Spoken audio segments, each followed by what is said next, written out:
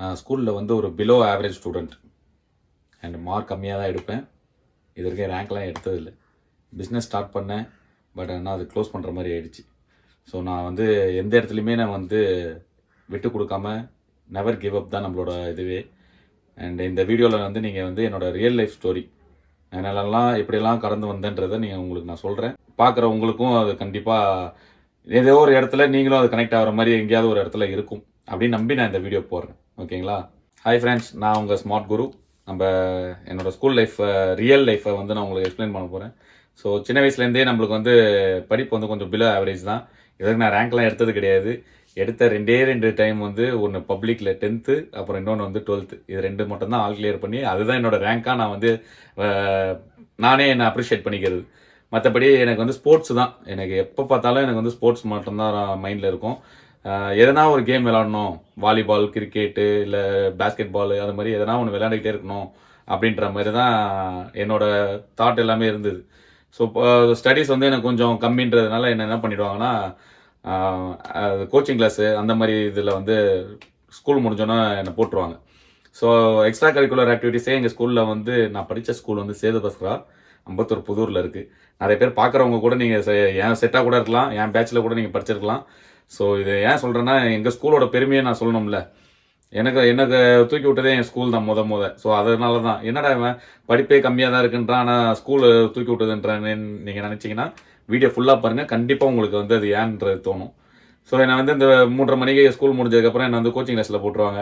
அதனால் நம்மளால் extra curricular ஆக்டிவிட்டீஸ்லாம் என்னால் பண்ண முடியாது. இந்த ஸ்போர்ட்ஸ் போகிறதுலாம் அப்போலாம் வந்து ஏக்கத்தோடு பார்த்துக்கிட்டு இருப்பேன். என்னடா நம்ம கூட படித்த பசங்கள்லாம் விளாண்டுட்டு இருக்காங்க, நம்மளுக்கு ஒரு ஆப்பர்ச்சுனிட்டி கூட கிடைக்கலையே, எப்படியாவது நம்ம எதனா ஒரு ஸ்போர்ட்ஸ் உள்ளே போட மாட்டோமா அப்படின்ற மாதிரியே ஒரு தாட்டு.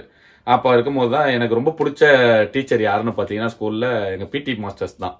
என்னடா டீச்சர்ன்றா நான் பிடி மாஸ்டர் சொல்கிறேன்னு என்னை கொண்டு வந்து என்னை வழிகாட்டி நான் போகிற இன்னும் அடுத்த இதில் வந்து நான் என்ன லெவலில் வரைக்கும் நான் வந்து ஸ்போர்ட்ஸில் இருந்தேன்றதை நான் சொல்கிறேன். அப்போ நீங்கள் சொல்லுவீங்க, எங்களோட பிடி மாஸ்டர் தான் என்னோடய டீச்சரு, கரெக்டாக தான் சொல்லியிருக்கான் அப்படின்ட்டு. ஸோ என்னோடய மாஸ்டர்ஸ், இந்த பிடி மாஸ்டர்லாம் வந்து என்னென்னா, என்னை ஃபஸ்ட்டு என்சிசியில் சேர்த்தாங்க. செந்தில் சார், என்ன இன்னும் ஞாபகம் இருக்குது. பழைய ஸ்டூடெண்ட் எல்லாருக்குமே தெரியும், அவங்க பேஸ்கெட் பால் கோச். அவர் தான் என்னை என்சிசியில் சேர்த்தாரு. எனக்கு டிசிப்ளின்னா என்னென்ன அவர் தான் சொல்லிக் கொடுத்தாரு. கேம்புக்கெல்லாம் என்னை கூப்பிட்டு போயிருக்காங்க. இந்த இப்போ ஒரு படம் வந்தது தானாகாரன், அதில் வந்து இந்த இடிலாம் நடத்துவாங்கள்ல, அதெல்லாம் நான் ரியல் லைஃப்பில் நாங்கள் பண்ணியிருக்கோம். ஸோ அந்த எக்ஸ்பீரியன்ஸ்லாம் எனக்கு இருக்குது. எப்பயுமே வந்து விட்டுறக்கூடாது. கிரவுண்டில் விழுந்திருக்கேன், உடனே எழுந்திரிக்கிறது எப்படின்னு கற்றுக் கொடுத்ததும் எனக்கு அந்த கிரவுண்டு தான். அண்டு இப்போ எதுக்கு இதை நான் சொல்ல வந்தேன்னா, அதுலேருந்து ஆரம்பித்தது என்னோடய ஸ்போர்ட்ஸ். என்சிசி தான் என்னோடய ஃபஸ்ட்டு ஸ்போர்ட்ஸு. அதில் ஒரு பார்ட் பார்த்தீங்கன்னா, எல்லாருமே கிளாஸில் வந்து இந்த ஹவுஸ் மேட்ச் ஒன்று நடக்கும். ஸ்போர்ட்ஸ் டேக்கு வந்து ப்ரைஸ் கொடுப்பாங்க. அதுக்கு முன்னாடி ஹவுஸ் மேட்ச் நடக்கும். எல்லோரும் வந்து இது எழுதுவாங்க, பேர்லாம் வந்து எழுதிட்டு போவாங்க. ஆனால் இது வரைக்கும் நீங்கள் நம்புறீங்களோ இல்லையோ, 10th வரைக்குமே இப்போ நானே போயிட்டு நான் நின்று இதுமாரி என் பேர் எழுதிக்கோங்க அப்படின்னு சொன்னேன்னா, எங்கள் டீச்சர் என்ன பண்ணுவாங்கன்னு வச்சிங்களேன், உடனே இவன்லாம் படிக்க மாட்டான், இவனுக்கு வந்து கோச்சிங் கிளாஸில் போடணும், அதனால் இவன் பேர் எடுத்துருங்க அப்படின்னு சொன்ன காலங்கள்லாம் இருக்குது. ஆனால் உட்காந்து வேடிக்கைலாம் பார்ப்போம். ஸ்போர்ட்ஸ் டேயில் எப்படியாவது ஒரு மெடலாவது வாங்க மாட்டோமா, ப்ரைஸ் அடிச்சிட மாட்டோமா அப்படின்ட்டுலாம். இது அப்படியே போயிட்டே இருக்கும்போது நம்ம கரெக்டாக 9th வரைக்கும் எந்த ஒரு ஸ்போர்ட்ஸுமே என்னை வந்து சேர்க்கலை, எதுவும் நடக்கலை. 10th பப்ளிக்கில் வரும்போது தான் நான் வந்து ஃபஸ்ட் டைம் ஹவுஸ் மேட்ச்சு கலந்துக்கிட்டேன். அதில் வந்து ரன்னிங் ரேஸில் ஃபஸ்ட் ப்ரைஸு, அப்புறம் 100 மீட்டர் ஃபஸ்ட்டு, 200 மீட்டர் செகண்டு. இதில் வந்து நான் விளாண்ட பையன் வந்து எனக்கு என் கூட ரன்னிங்கில் இருந்த பையன் வந்து ஒரு பையன் நேஷ்னல் பிளேயரான். அவனை பீட் பண்ணி தான் நான் ஃபஸ்ட் ப்ரைஸ் அடித்தேன். இது வரைக்கும் நான் வந்து எந்த ஒரு கோச்சிங் போனதில்லை, எங்கேயும் போனது. அந்த பையனே கூப்பிட்டு என்னை வந்து சொன்னான், இந்த மாதிரி உனக்கு வந்து நல்லா டேக் ஆஃப்லாம் இருக்குது, நல்லா நீ வந்து இது பண்ணணும், கற்றுக்கணும் அப்படின்னு சொல்லி.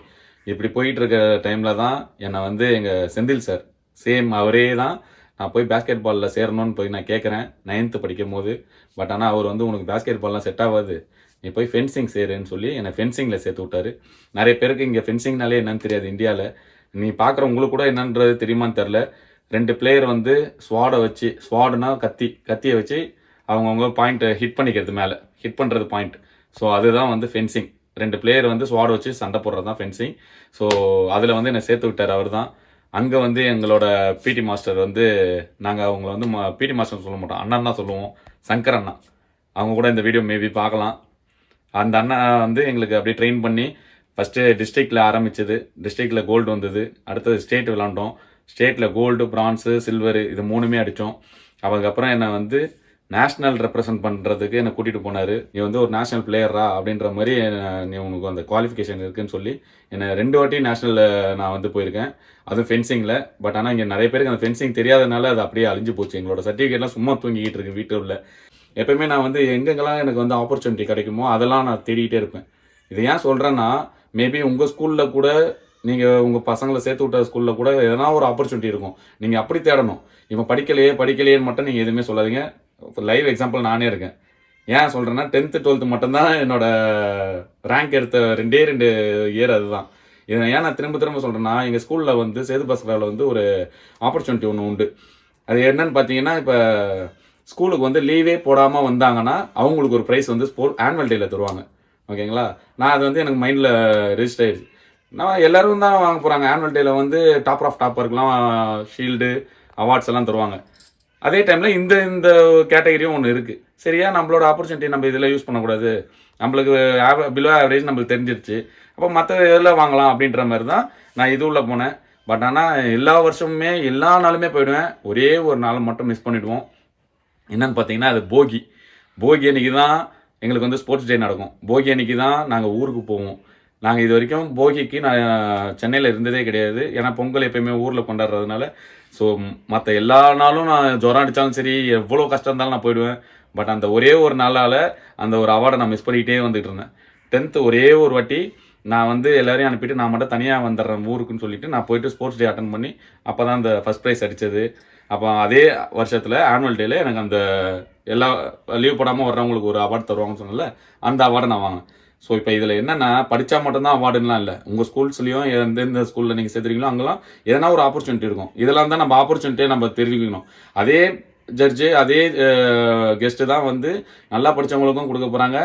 நல்லா படிக்காத எனக்கும் எல்லா நாளும் வந்ததுக்காக அதே ஜட்ஜிக்கிட்ட இருந்து தான் நம்ம ரிவார்ட்ஸ் வாங்க போகிறோம். ஸோ எல்லாமே ஒன்று தானே, படித்தா தான் இது மதிக்கணும்னு இல்லைல்ல. அப்படியே போயிட்டு இருக்கும் போது கரெக்டாக 12th பப்ளிக் முடிய போகிறதுக்கு முன்னாடி ஸ்போர்ட்ஸ் டேல லாஸ்ட்டு ஸ்போர்ட்ஸ் டே எங்களுக்கு அதுதான். நீங்கள் என்னென்னா நினச்சிக்கோங்க, ஸ்போர்ட்ஸ் டேன்றது அது எங்களுக்கு தாங்க, படிக்கிறவங்களுக்குலாம் கிடையவே கிடையாது. நீ எவ்வளோ மார்க் எடுத்தாலும் ஸ்போர்ட்ஸ் டேன்ற அந்த ஒரு நாள் எங்களோட நாள். அண்டு அந்த நாளில் ஒரு பியூட்டிஃபுல்லான ஒரு மூமெண்ட் ஒன்று நடந்தது. எனக்கெல்லாம் செம ஆச்சரியம். ஏன்னா ஸ்கூல்லையே என்ன எல்லா டீச்சருக்கும் தெரியும் இவன் படிக்காத பையன்ட்டு. பட் ஆனால் அன்றைக்கி ஒரே ஒரு நாள் மட்டும் ஸ்கூல் எல்லாருக்குமே தெரியும், ஓஹோ இவன் வந்து ஒரு ஸ்போர்ட்ஸ் பர்சனா அப்படின்னு சொல்லி. அது என்ன ஆச்சுன்னு பார்த்தீங்கன்னா, எங்கள் சங்கரண்ணா வந்து இப்போ நான் சொன்னேன் பார்த்தீங்களா, ஸ்போர்ட்ஸ் டே வந்து எங்களோட டேன்ட்டு மார்ச் பாஸ்ட்லாம் நடக்கும். எல்லோரும் அந்த சீஃப் கெஸ்ட்டுக்கு வந்து எப்படி நம்ம ரிப்பப்ளிக் டேக்கெலாம் அந்த சல்யூட் பண்ணிட்டு போவாங்களோ அதே மாதிரி நம்ம எங்கள் ஸ்கூல்லேயும் நடக்கும், சேது பாஸ்கராலையும். அது நடக்கும் போது எனக்கு பர்சனலாக நான் வந்து அப்போ 2 நேஷனல்ஸ் அட்டன் பண்ணேன். 12th நாங்கள் வந்து 2 நேஷனல்ஸ் அட்டன் பண்ணிட்டேன். ஸோ அந்த டைமில் என்ன சொன்னார்னா, நான் வந்து அசிஸ்டன்ட் ஸ்கூல் பீப்புள் லீடர். அது வந்து எவ்வளோ ஒரு பெரிய பட்டம்னா, அந்த ஸ்கூல்லையே 2 பேர் தான் வந்து அந்த ஃப்ளாக் எடுத்துகிட்டு போகலாம், ஸ்கூலோட ஃப்ளாகை. அது வந்து ஒன்று ஸ்கூல் பீப்புள் லீடரு, ஒன்று அசிஸ்டன்ட் ஸ்கூல் பீப்புள் லீடரு. நாங்கள் 2 பேர், எனக்கு நானும் என் ஃப்ரெண்டு இன்னொரு பையன் 2 பேருமே ஃபென்சிங்கில் இருந்தோம். நாங்கள் 2 பேர் தான் அந்த ஃப்ளாக் எடுத்துகிட்டு போகிறோம். ஸ்கூலோட ஃப்ளாக் எடுத்துகிட்டு போகிறோன்னா சும்மா கிடையாதுல்ல. இத்தனைக்கும் சின்ன வயசுலேருந்து அந்த ஸ்கூலில் வந்து படிக்க முடியாத ஒரு பையன், கோச்சிங் கிளாஸ் அட்டன் பண்ண பையன், எந்த ஸ்போர்ட்ஸ்லேயும் கலந்துக்க கூடாத ஒரு பையன். என்சிசியில் சேர்ந்தேன், ஸ்போர்ட்ஸில் சேர்ந்தேன், ஸ்போர்ட்ஸ் டேயில் மெடல் வாங்கினேன், என்சிசி கேம்ப் அட்டன் பண்ணியிருக்கேன், ஃபென்சிங்கில் எங்கள் ஸ்கூலுக்காக நான் ரெப்ரசன்ட் பண்ணி டிஸ்ட்ரிக்ட் ஸ்டேட் விளாண்டுருக்கேன், தமிழ்நாடுக்காக நேஷ்னல் 2 வாட்டி ரெப்ரசன்ட் பண்ணியிருக்கேன். ஸோ இது எல்லாமே படிப்புனால வரல, படிப்பை தாண்டி நிறைய இருக்குது. அதனால் இதில் ஒரு லாஸ்ட்டாக ஒன்றையும் சொல்லி முடிச்சுக்கிறேன். நாங்கள் 3 பேர் எங்கள் வீட்டில், எனக்கு 2 அக்கா, 2 அக்காவும் நல்லா படிப்பாங்க. ஒரு அக்கா வந்து டாப்பர். ஆனால் நான் வந்து நம்ம ரொம்ப கொஞ்சம் பிலோ ஆவரேஜாக, எங்கள் அம்மா தான் எப்பவுமே ரிப்போர்ட் கார்டு வாங்க வருவாங்க. இது வந்து ரியலாக நடந்ததுனால நான் சொல்கிறேன். என்ன பண்ணுவாங்கன்னா, இப்போ ஃபஸ்ட்டு 3 ரேங்கில் இருக்கவங்களுக்கு வந்து போர்டில் எழுதியிருப்பாங்க, பேர்லாம் எழுதி அவங்க மார்க்லாம். எங்கள் சின்ன அக்கா வந்து நல்லா படிக்கும், சூப்பராக படிக்கும், டாப்பர் ஆஃப் டாப்பர். அந்த இப்போ அவங்க கிளாஸுக்கு போகும்போது நல்லா சிரிச்சுக்கிட்டு சந்தோஷமாக போவாங்க. ஏன்னா எல்லா பேரண்ட்ஸும் வந்து அவங்கள அப்ரிஷியேட் பண்ணுவாங்க, உங்கள் பொண்ணு இப்படி படிச்சிருக்காங்க, அவ்வளோ மார்க் எடுத்துருக்காங்க அப்படின்னு. அதே அங்கே வாங்கிட்டு என் கிளாஸுக்கு வரும்போது அப்படியே சோகமாக வருவாங்க. என்னடானா, நம்ம எல்லா டீச்சரையும் நான் வந்து திட்டுவாங்க, இவன் என்ன படிக்கவே மாட்டேங்கிறான், இவன் எல்லா சப்ஜெக்டும் ஃபெயில் ஆகிறான் அப்படின்னு சொல்லுவாங்கன்னு சோகமாக வந்து அந்த பாராட்டும் வாங்கிட்டு அதே டைமில் திட்டும் வாங்கிட்டு வந்த அந்த தருணங்கள்லாம் என் கண்ணுக்குள்ளே இன்னும் நிற்கிது. அதில் ஒரு அது ஒரு மூமெண்ட். பட் ஆனால் அதே எங்கள் அம்மா வந்து ஸ்போர்ட்ஸ் டேல நிற்க வச்சு அசிஸ்டன்ட் ஸ்கூல் பீப்புள் லீடராக நிற்கும் போது அவங்களோட பெருமை எப்படி இருந்திருக்கும் பாருங்கள். படித்து போர்டில் மட்டும் அந்த கிளாஸுக்கு மட்டும் தெரிஞ்சவங்க, பட் நான் வந்து ஸ்கூலுக்கே தெரிகிற மாதிரி நான் நின்னது வந்து எனக்கு தெரிஞ்சு அதுதான் ஒரு ப்ரௌடான மூமெண்ட்டு. இதுதான் என்னோட ஸ்கூல் வரலாறு. என் ஸ்கூல் வந்து என்னை எவ்வளோ தூக்கி விட்டுது. இப்போ உங்களுக்கு தெரியுதுங்களா ஏன் எனக்கு வந்து ரொம்ப பிடிச்ச டீச்சர் வந்து பிடி மாஸ்டர்னு சொன்னேன்ட்டு. ஸோ ஒரு பாட்டில் ஒருத்தங்க இருப்பாங்க. என்னோட ஸ்கூல் லைஃப் ஃபுல்லாகவே என்னோட பிடி மாஸ்டர்ஸ் தான் இருப்பாங்க. அண்ட் நிறைய கோச்சிங் கிளாஸ்லாம் அட்டன் பண்ணி நிறைய இதெல்லாம் போயிடுச்சு. என்னோட ஸ்கில் எல்லாம் அப்படியே போய் அப்படியே போயிடுச்சு. ஸ்கூல் லைஃப் அப்படியே ஒரு ஜாலியாக போயிட்டு 2 நேஷனல் அட்டன் பண்ணேன் கரெக்டாக. தமிழ்நாட்டுக்கு ரெப்ரசன்ட் பண்ணிட்டு வந்தேன். இதுதான் என்னோட ஸ்கூல் லைஃப். அதுக்கு அடுத்தது என்னோட காலேஜ் லைஃப்பை வந்து உங்களுக்கு சொல்கிறேன். இன்னும் சுவாரஸ்யமாக இருக்கும். கண்டினியூஸாக பாருங்கள். நிறைய பேருக்கு ஷேர் பண்ணுங்கள். ஏன்னா படிப்புன்ட்டு இருக்காங்க. மார்க் மட்டுமே எல்லாத்தையும் எடுத்து கொடுத்துறாது. நான் சொன்னது எதுவுமே நான் மார்க் பற்றி நான் எதுவுமே இது வரைக்கும் நான் சொல்லவே இல்லை. ஸோ உங்கள் பசங்களும் ரேங்க் எடுக்கலை, என்னடா இப்போ பாரு ரேங்க் எடுக்காமே இருக்கான்னா, கண்டிப்பாக ரேங்கை தவிர்த்து மற்ற நிறைய ஆக்டிவிட்டீஸ் இருக்கும். அவனுக்கு கொஞ்சம் அப்சர்வ் பண்ணுங்கள். எங்கள் வீட்டிலலாம் என்ன வந்து அதெல்லாம் பண்ணவே இல்லை. இல்லைன்னா நான் எப்படியோ ஒரு ஸ்போர்ட்ஸ் பர்சனாக கூட மாறி இருந்திருக்கலாம் மேபி. நான் சொல்கிறேன். இதே மாதிரி என்னோட ரியல் லைஃப் ஸ்டோரியை கண்டினியூவாக இன்னொரு 4-5 போஸ்ட் போடுவேன். பாருங்கள். நீங்களும் உங்களுக்கு தெரிஞ்சவங்க யாருக்காவது பிடிச்சிருந்தா ஷேர் பண்ணுங்கள், லைக் பண்ணுங்கள். Okay, by.